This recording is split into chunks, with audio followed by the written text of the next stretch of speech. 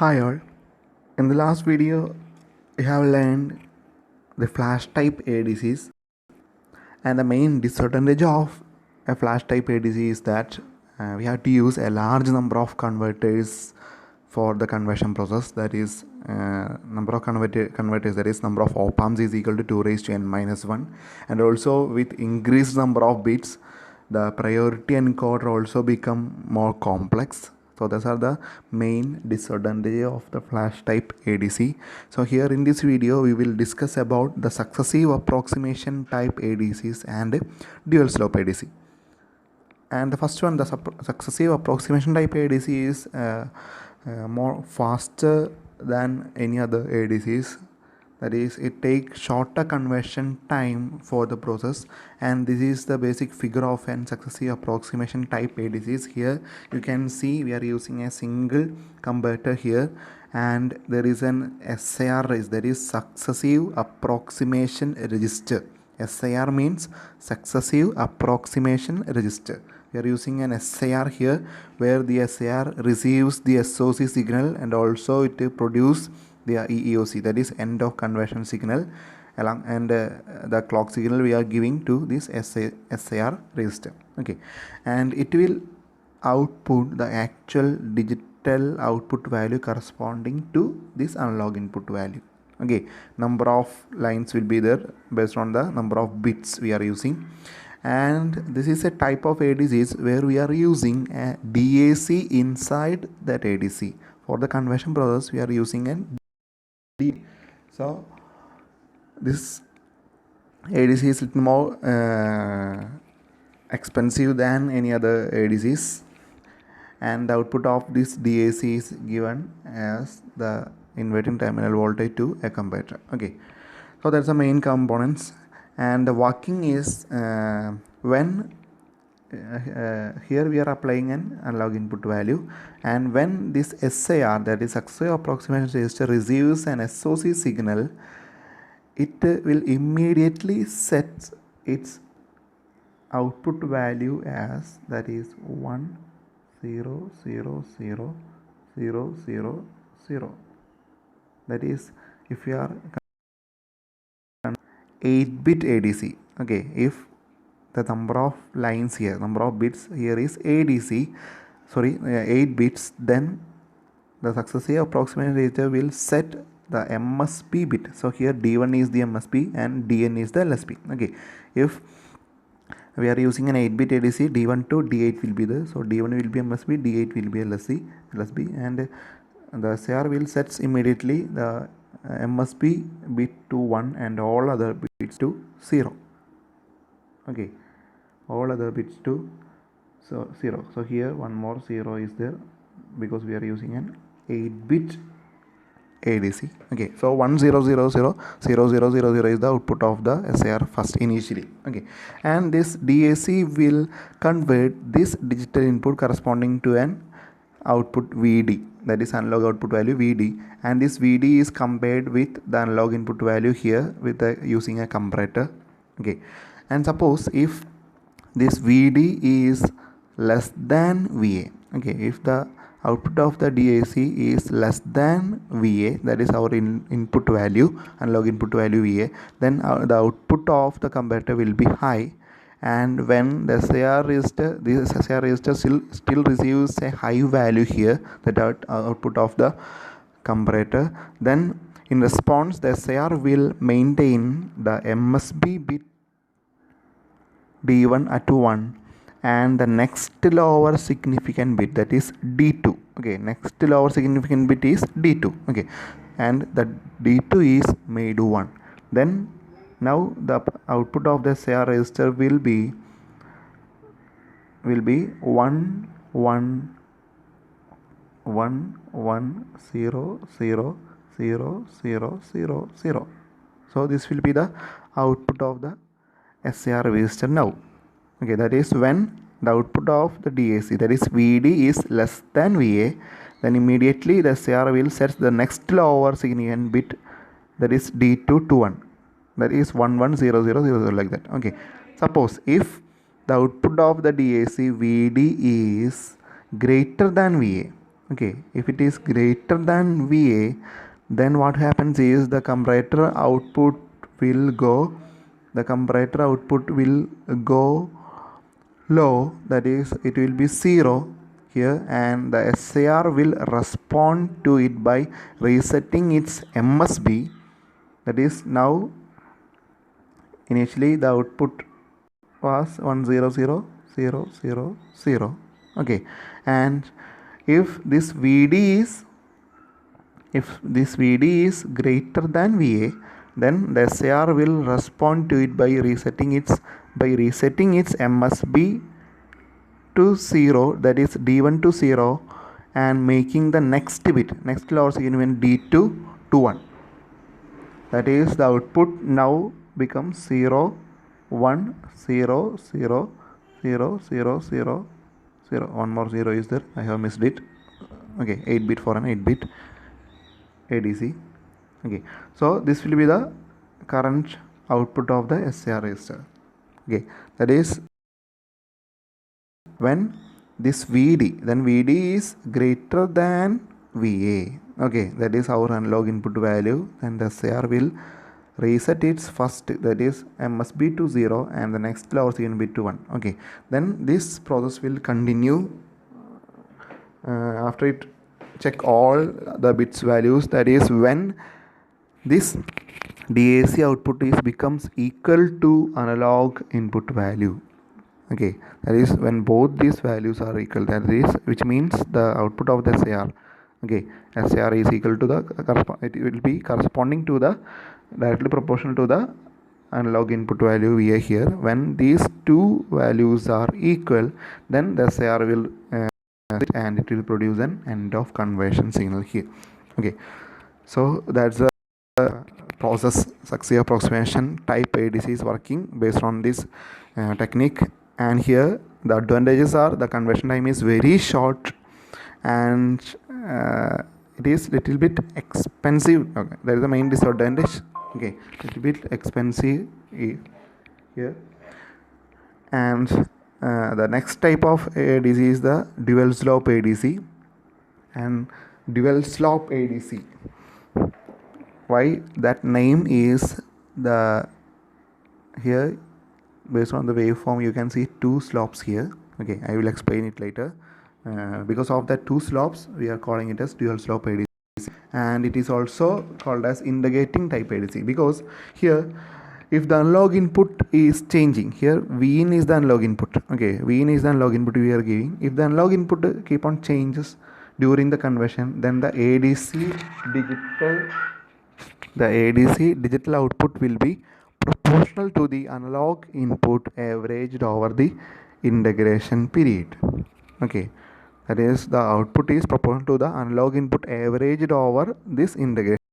Okay, so here we are using an integrator circuit, okay, having the resistor value R and capacitor value C, and the output of the integrator is given to a comparator here, and the output of the comparator is given to an AND gate, and this AND gate is used for passing this clock signal to the N bit counter. Okay, and here using an N bit counter, the output of the N bit counter will give a digital output value. Okay, and this value is correspond to our analog input value here. Okay, and the basic technique behind is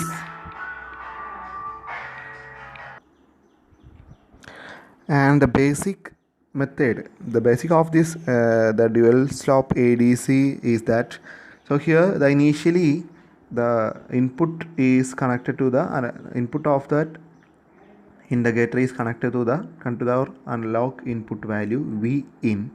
Okay, during that time this integrator integrates our analog input value over a fixed time period. Okay, over a fixed time period, then we know that this if the analog input value is a positive value, okay, the output will be a negative slope, negative ramp will be the output of the integrator will be a negative ramp having a slope minus V in by RC.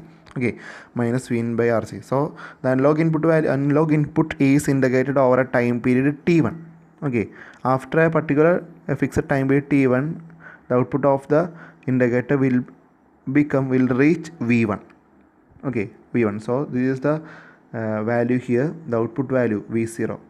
Okay, the output value V0 is equal to V0 is minus 1 by RC integral V in dt. Okay, so at the time of t1, this V0 will become V1.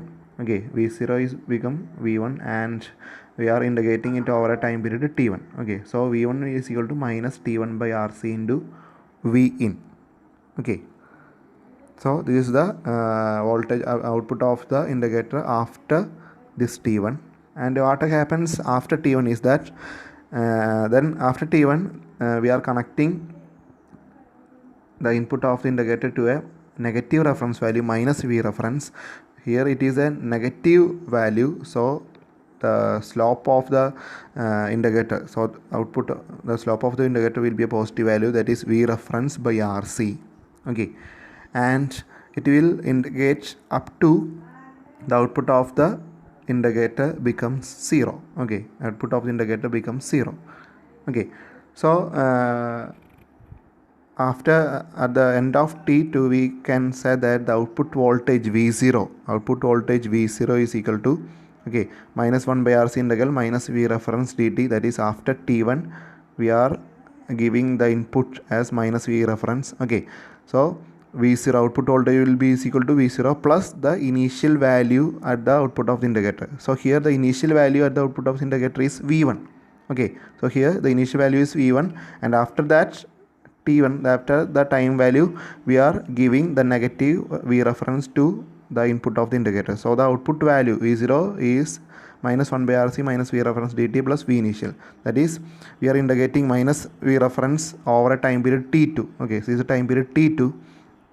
So we can write it as minus t2 by RC minus V reference plus V initial will be V1. Okay, and t2 by RC V reference, and V1 is the minus T1 by RC into V in. Okay, so after at the end of the conversion time, that is T1 plus T2, at the end of T2 what happens, the output voltage becomes 0 here. Okay, output voltage becomes 0 here. So T2 by RC reference minus T1 by RC V in is equal to 0. Okay, so it is equal to, we can write it as, that is T2 by RC V reference is equal to T1 by RC V in. Okay, so after that we can derive T2 is equal to T1 into V in by V reference. T2 is equal to T1 into V in by V reference. Here this T1 and V reference are fixed. Okay, because we are first integrating the analog input value over a fixed time period T1. Okay, so T1 and V reference is fixed, so hence this T2 will be directly proportional to the analog input value we are giving. Okay, so by measuring the time value T2 we will get the corresponding value as our analog input V in. Okay, so for getting the digital output here we have to measure the T2. Okay, so that's the basic calculations and basic equations behind the conversion process. And now we can look how that conversion is going here. Okay, so initially I have said that the input of the integrator is connected to V in, and the output of the integrator will be a negative slope, negative value, so that the so here it is negative, so the comparator output will be high. Okay, when this comparator output will be high, this AND gate will enable. Okay, and it will pass this clock signal to the clock signal of an n bit counter here. Okay, so initially the counter will be in reset condition, that is 0 0 0 0. Okay, and when we are giving an analog input value here, the output of the AND gate, output of the comparator will be high, and this AND gate enable, this clock pulse will be given to the counter here, and counter starts counting. Okay, and the counter will count up to, that is, if we are choosing as 4-bit counter, the counter will count from 0 0 0 0 to 1 1 1 1. Okay, so at after 1 1 1 1, after 1 1 only, this overflow bit, okay, the counter will have an overflow bit there. Okay, then after this 1 only, this overflow bit become 1, and it is sensed by a control circuitry here, and then immediately this control circuitry will switch the input of the integrator as from V in to minus V reference. Okay, so the counter will count 2 raised to n counts. Okay, 2 raised to n counts will be there for an n bit counter. Okay, that is here choosing a 4-bit counter, then it will count from 000 to 111, that is 2 raised to 4, that is 16 counts will be there. Okay, and for 2 raised to n counts, this analog input value is indicate by an indicator. Okay, so this time, that is T1. Okay, so when this overflow bit become 1, this switch will transfer from V into minus V reference, then this minus V reference will indicate by an indicator here. Okay, so minus, it is a negative value, so the output will be a positive value. Okay, it is increasing like that. Okay, still the output of the comparator will be a high here. Okay, that is here you can see that it is positive, it is a positively increasing pulse, but the value is negative. Okay, so here it is negative, so the output will be high. Okay, so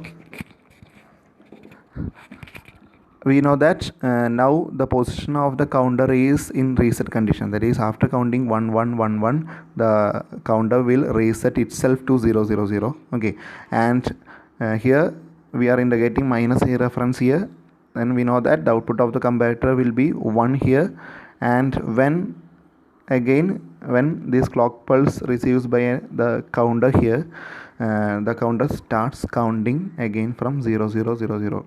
Okay, and it will count up to when the output value reaches S0, that is output of the indicator when it is reaches 0.